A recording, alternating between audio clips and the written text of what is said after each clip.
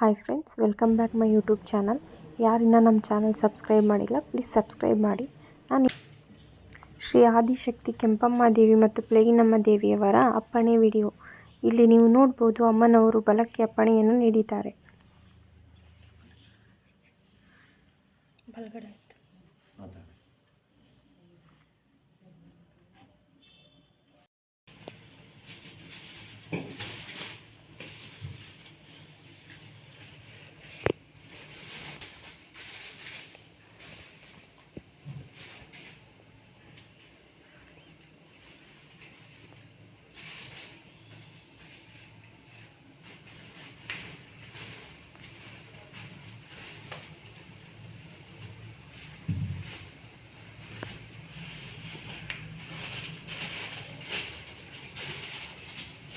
ಬಲಗಡೆ